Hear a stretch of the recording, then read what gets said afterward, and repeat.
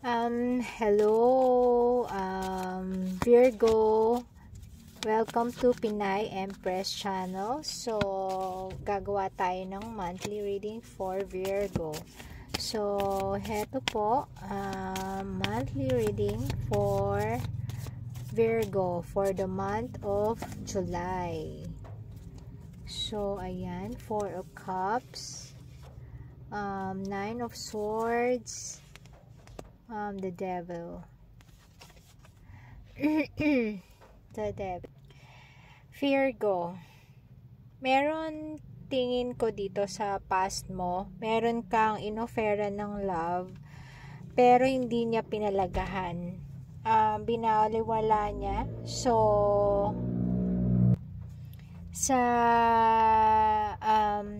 hindi ka basta na-fall, but then, nung na-fall ka na, hindi naman naingatan. So, doon ka na-depress. Ang iba sa inyo na-depress dahil sa pangyayaring ito.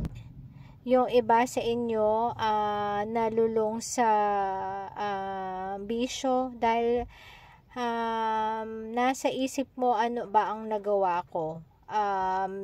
Minahal ko siya. Hindi ako madaling ma-fall, hindi lahat binigyan ko ng ganitong pagmamahal, pero bakit nung binigay ko sa kanya,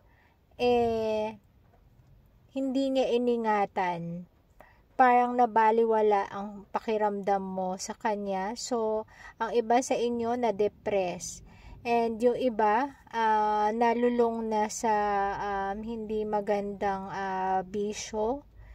So, either hindi ka na nagkakatulog magmula ng nangyari yun sa'yo, hindi ka makapaniwala kasi nag-invest ka masyado ng time, ng attention, ng pagmamahal. Pero yun pa rin ang ginawa niya sa'yo. Yan, ano pa po ang nangyari? Tingnan natin kung ano pa ang nangyari. 7 of Cups. Ang dami mong choices, pero siya ang pinili mo. Siya ang bumuo ng mundo mo. Sa kanya mo talaga ibinuhos yung pagmamahal.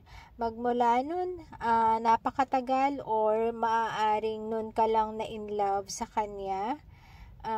Binigay mo lahat, tinodo mo talaga, as in nabago ang mundo mo para sa kanya, binago mo ang mundo mo para sa kanya, and yet ganun ang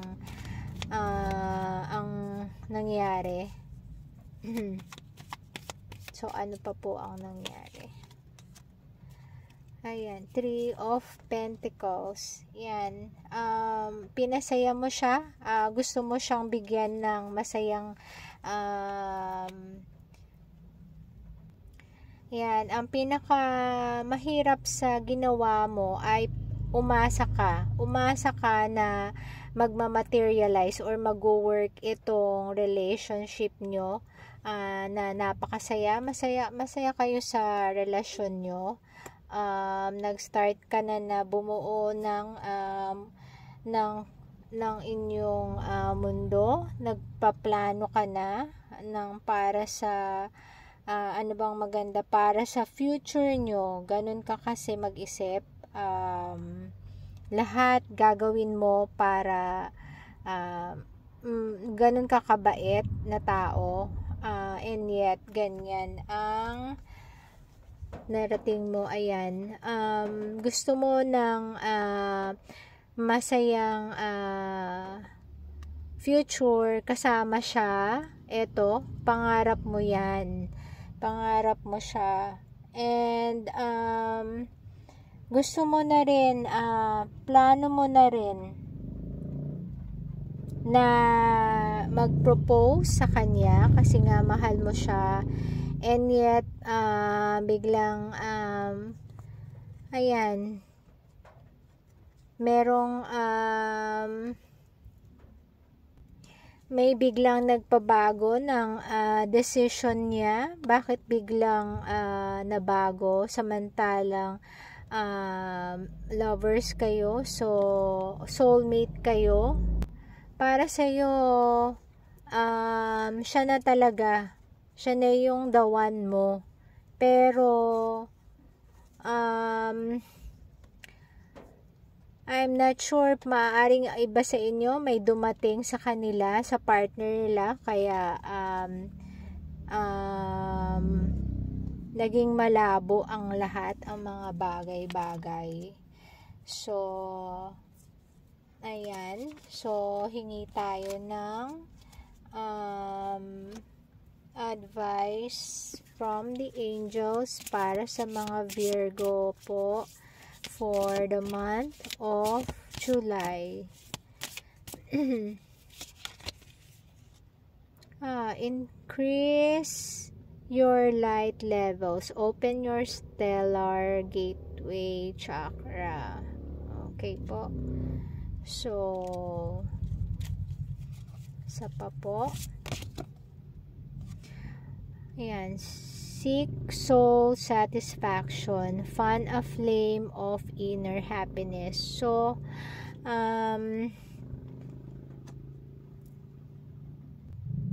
hanapin mo daw kung ano yung makakapagpasaya sa'yo, yung magbibigay ng inner happiness, hindi yung mga bagay na hindi natin kontrolado. So, yung mga bagay na kaya lang natin kontrolin, yun lang ang kaya natin na gawan ng solusyon para maging masaya. And increase your light levels. Open your stellar gateway chakra. So, i-open daw po yan. Maging tanglaw, maging ang intindi ko po kasi dyan, mag-serve tayo as inspiration, kasi kapag diba, nagiging model tayo ng ibang tao, so magbigay tayo ng tanglaw para sa mga ibang nakakaramdam ng depression. So napakahirap din po talaga kapag nag-undergo ng nasa state ng depression, napakahirap. Kaya ang sinasuggest po dyan ng Archangel, ang message po dyan, maging light din po tayo sa ibang tao. Minsan kasi pagka iisipin natin yung sarili natin, nababaliwala lang natin. Pero pag iniisip din natin na yung ibang tao, pag nakita ba tayo, magiging ehemplo ba tayo, so minsan yun ang nakakagalaw sa atin. Pero pagka sa sarili lang natin, minsan hindi tayo nagalaw, di po ba? So, hingi po tayo ng additional message for the month of July para sa Virgo. Message po. Magician.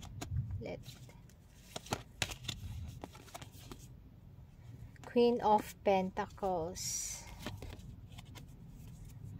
Two of Swords. Meron, napakaganda po nitong message ito. Meron daw pong bagong partner na darating. Parang katulad mo siya na mahilig magbuo ng stability sa buhay, either financial or emotional stability. Yung maayos magsalita, yung hindi ka yung iisipin niya kung masasaktan ka ba niya, so yan, may paparating na ganyang tao. So pinagpe-prepare ka, so sana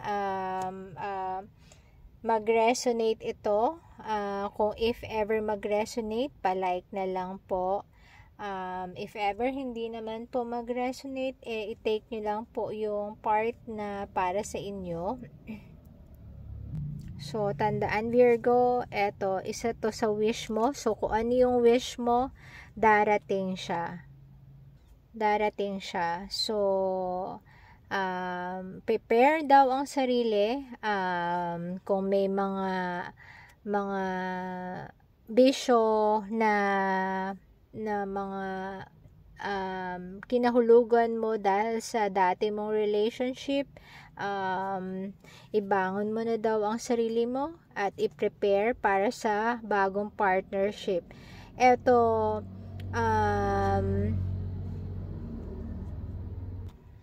pwedeng love, pwedeng sa work po ito, pwedeng sa work relationship, pwede din sa love.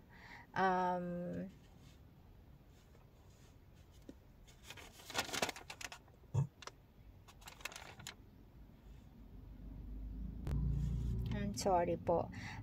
Pwede rin sa ang mga energies dito, mga earth signs, mga Taurus, Virgo, Capricorn,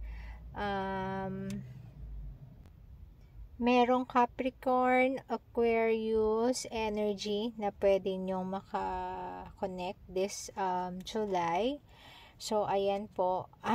Yung wish nyo, eto, magagrant. So, sabi ni Universe, mag-ayos-ayos, ayusin ang sarili. And, ayan, may pine-prepare po sa yung bagong connection. So, ayun po. Have a great day po. Thank you. God bless po.